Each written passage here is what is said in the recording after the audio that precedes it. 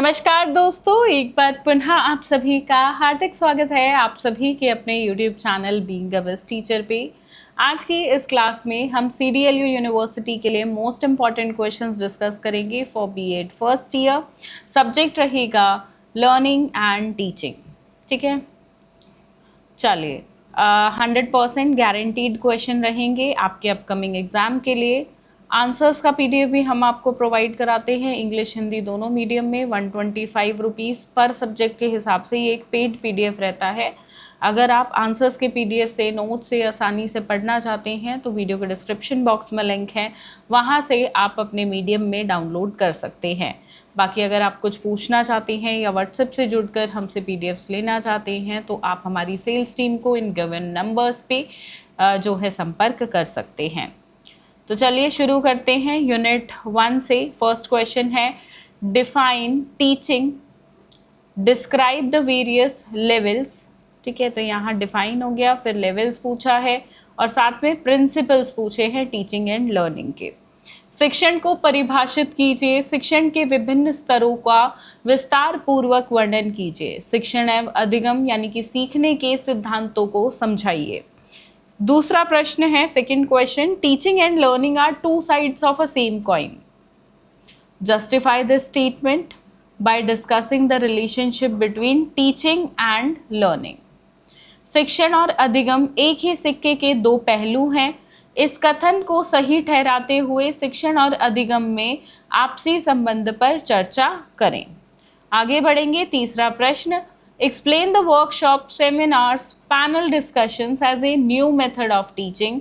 कार्यशाला, संगोष्ठी और पैनल चर्चा को नवीन शिक्षण विधियों के रूप में समझाइए। Then what would you improve teaching learning by using innovative ideas. तो आपको अपने इनोवेटिव आइडियाज की डिस्कशन इस क्वेश्चन में करनी है।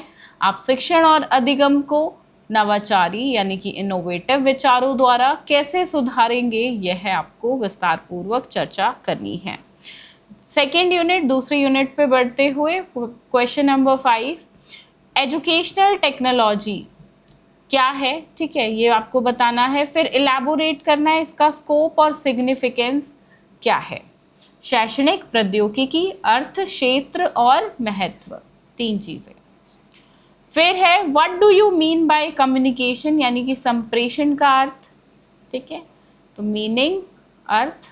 इसके बाद है मेजर बैरियर्स, प्रमुख बाधाएं, and also explain how would you communicate effective, मतलब कैसे जो है कक्षा में प्रभावी संप्रेषण को सुनिश्चित किया जा सकता है, उसके उपाय बताने हैं।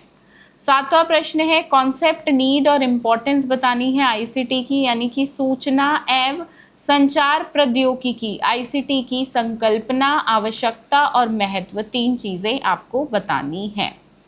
यूनिट 3 पे बढ़ेंगे, क्वेश्चन नंबर 8, ब्लूम टेक्सोनॉमी, जो कि काफ़ी इंपॉर्टेंट क्वेश्चन है इस यूनिट का और लगभग हर साल आता है।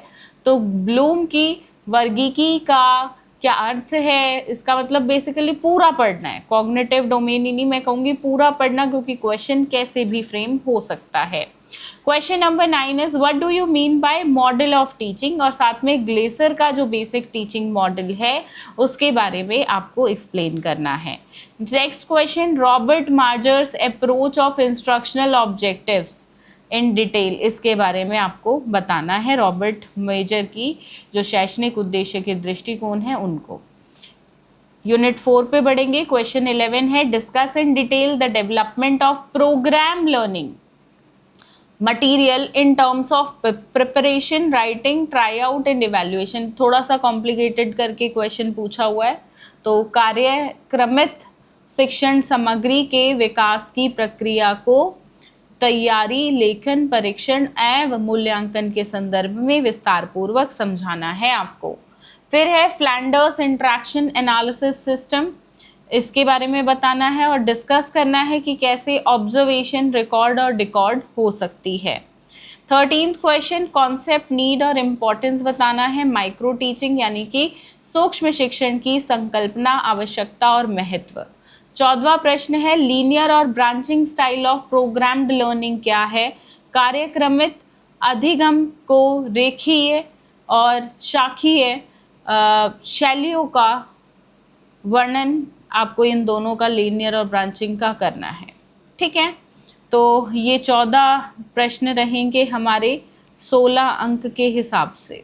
अब 4 मार्क्स के हिसाब से ये क्वेश्चन रहेगा।